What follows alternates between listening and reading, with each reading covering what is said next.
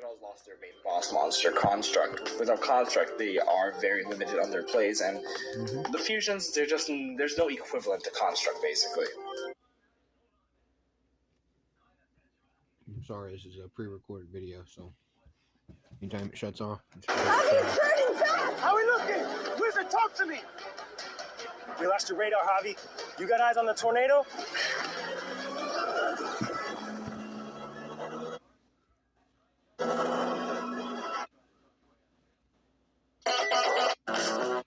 Trying to skip it.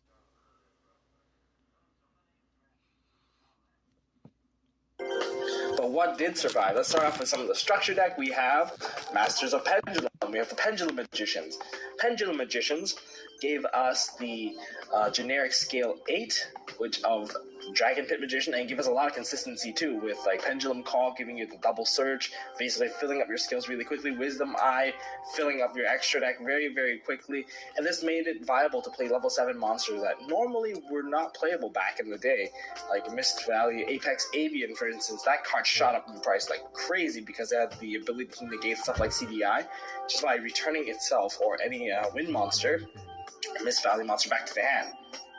And this could also interrupt any effect, so it could be like a Moon Mirror Shield activating, and they can negate that, destroy it, bounce itself back to hand, keep going off, and then paired with a lot of other monsters like Match Spectre Kieran and Mechanical Hound, you basically had one of the best decks to shut down your opponent. So this is basically one of the eras where making unbreakable boards was one of the key plays, and this deck would eventually evolve much, much further.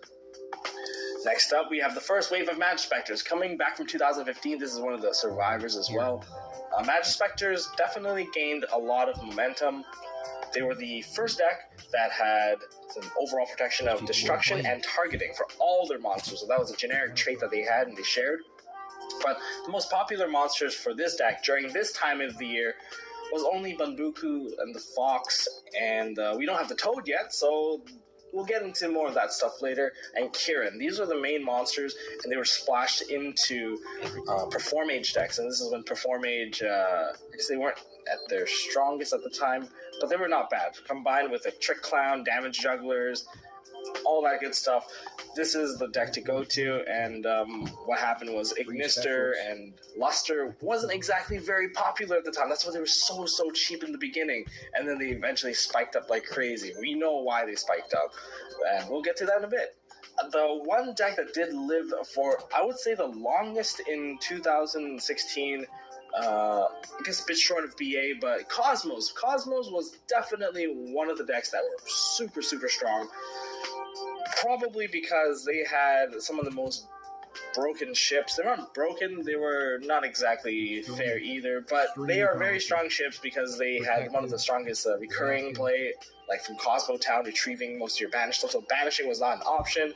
And during then, they played the Farm Girl OTK. Well, if they get one Farm Girl off and they hit you, you're basically dead. With triple Dark Destroyer, that was very hard to play against, and Dark Destroyer was immune to targeting, and any kind of destruction-based effect would trigger its effect to someone at a lower level, ship or pilot, so that kind of made them very hard to deal with. But Bosch changed all that, so this is the era of January when Bosch came out. They gained two really powerful things. They gained Tin Can, and they also gained Cosmojo. Now, Cosmojo and Tin Can were regarded as weaker cards when they were released, so that was kind of interesting. But then the playstyle changed when they just go Tin Can Turbo, play with Call to Haunters, Oasis of Dragon Souls, let your opponent deal with your problems. And letting like a Tin Can live was like one of the worst things ever. And the deck actually changed quite a bit. There was different variants, or like Artifact Cosmos, there's Demise Cosmos, like a lot of more cards came out, and the deck kept on evolving with the new sets, which made it last so much longer than I ever have anticipated. Another deck that gained quite a boost, Cyframes was actually pretty interesting, I would say. They came out last year, but this deck was like one of the counter decks. Not a lot of people like playing against it because it was a super reactive deck.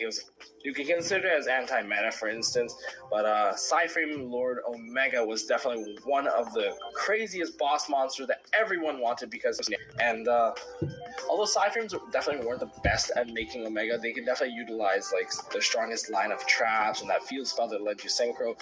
Just made it very awkward to play against them because the only way to play against them is do very, very little and don't let them counter you, or else you're going to start, facing punishment. Let's talk about acorns. Everyone knows it as that.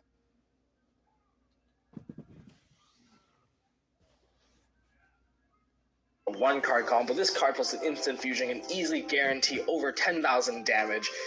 And that's why they came out with Norden with instant fusion and the Atlantean Dragoons being at 2. This deck just wrecked anyone. It always chose to go second, and as long as your opponent did not make a Dweller on you first turn, you were good to go. You were going to wreck face, easily take that game, and with the Kaiju with a Water Kaiju specifically, being one of the cards you can access, you can also act as a combo piece for tribute, like discard fodder for your Megalos and everything. The amount of damage, sheer damage that this deck can do, allowed it to be one of the best decks of 2016.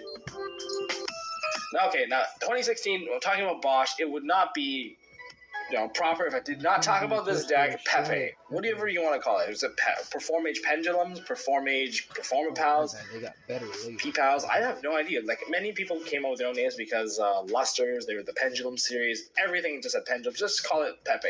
Broken-ass Pepe.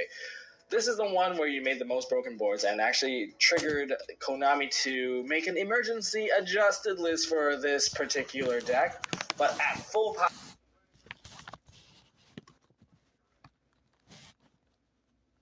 That's probably it.